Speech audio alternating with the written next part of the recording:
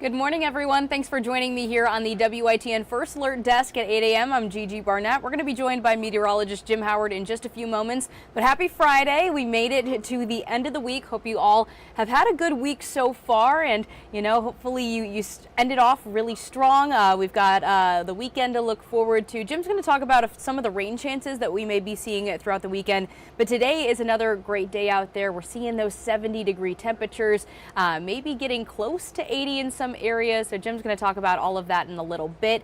However, we do have a story that we would like to share with you this morning about a research study and program that ECU is offering to caregivers of those with Parkinson's disease. And this is aimed to provide relief and some help to those caregivers. So let's take a look at what they're planning to do here. After more than 5 decades of marriage, things look a little different for Rosalie and John Hutchins. We took care of each other for 45 years. It's had to shift where he needs that extra layer of help. Over the last 10 years, Rosalie has become the full-time caregiver for her husband John, who suffers from Parkinson's disease. This means assisting with dressing, meals, and medication every day, checking his vital signs, and coordinating with doctors while ensuring his safety above all else. You have to be in charge of everything, whether you know how to do that or not. Rosalie says it can become isolating being a full-time caregiver, but participating in a recent ECU research study has made a world of difference. My Care to Take Care is an integrated music therapy and yoga program aimed at providing relief for the caregivers of those with Parkinson's disease. The student-led 4-week program is virtual for participants and is a partnership between ECU School of Music and kinesiology departments. Our study is looking at the idea of using music therapy and yoga combined together to improve caregiver holistic health and wellness. Rosalie says the program has taught her vital lessons like intentional breathing, stretching, and positive affirmations. It's also shown her that she's not alone. That you are strong, you're at peace, and you're wishing yourself well, and you're wishing your loved one well. Just simple things that you can stop the negative chatter. And above all, Rosalie says she's grateful for the life she's lived with John and the time she gets to spend with him every day. Caretaking isn't just one way, it's two-way. He takes care of me as much as I take care of him. Well, it's great to see that they're able to offer this program to people, to caregivers who take on a really big load when they do want to help others, especially those who cannot, be on their own for an extended period of time. Massive responsibility. Yes, yeah. Very important. It takes special people to do it really well. I remember when my mom was kind of getting towards her final months, hospice and some of those people that would come in and work with her, some of the kindest, biggest hearted people you'd ever meet. Very patient, yeah. Have to be, yes. So definitely a special group. Yeah. The forecast, the fog's clearing out, so we're doing good there. We're going to be generally fog-free most areas, I think, within the next hour or two as the south winds. So Pyrocam looks good. Air temp is 61. That wind, it was calm a couple of hours ago, and that was a foggy picture. Now the wind's blowing at 10. Fog's out. Clouds are going to hang in, and they may bring a stray shower. The Pirate Clash kicks off at 10 a.m. this morning. The girls playing. There'll be 4 games today. The Pirates will be playing at 3 p.m. and 5:30 p.m. But the first game is 2 hours away. That first pitch at 10 a.m. 64. There'll be a game at 12:30. You don't see that one there. The Pirates play at 3 p.m. 72 degrees. Rain chance 40%. There may be a shower around at that time, but it won't be loitering, so don't bail on anything if you see a shower or if you're dealing with one. It'll be in and out fairly quick. And then the 5:30 game, I think that'll be dry for sure. That's 74. That 5:30 for the softball game, the guys will be starting at 5 p.m. and 75 for them, taking on UNC. Warm, breezy, rain chance coming down from that 30%. Should be okay. I can't completely rule out a shower there, but I think generally you're going to be okay. All right, the dense fog advisory, so we're pulling some counties out of it. Pitt County is now out of the advisory, as well as Lenore, Greene, Martin, up into Washington County, no longer in the advisory. So getting better. You saw those live cams looking good. The current visibility numbers. Outer Banks, fog has built in a little bit from Hatteras, Buxton, Frisco northward through the Oregon Inlet.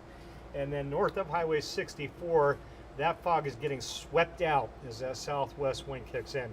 So that map's going to look real good about an hour from now, those of you that are still in the fog. 58 Washington, a couple more live cams and we'll get into the forecast. Near 60 down on the coast. 61 we mentioned in Greenville right now under the cloudy skies, and then New Bern, you're at 6.2 out the door. Drought monitor was updated yesterday. That's the updated map. It just advanced on me. The biggest change there, the now severe drought status into Rocky Mount, up into Scotland Neck, Roanoke Rapids, back over to Nash County. Extreme drought conditions. The severe drought status, that orange shading, has pushed a little further eastward, getting into Plymouth now, so the drought continues to expand as we continue to try to find some rain. It's been a struggle. We already have a deficit this year in New Bern of over 4 inches. Greenville's 2.5 inches shy for the year already. We had the big snow event, but outside of that, there just hasn't been much. And that snow event was the equivalent of maybe an inch of water once it all melted down. All right, radar sweeps, no rain today, or no rain this morning. A few showers this afternoon. There's our 60s moving in on that southwest wind. Watch the rain this afternoon. Here's 9 a.m. Rain free, and maybe a sprinkle on the coast.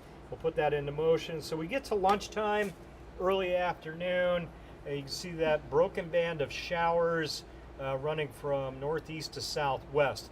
With those air temps, you can see near 80 there, a few spots.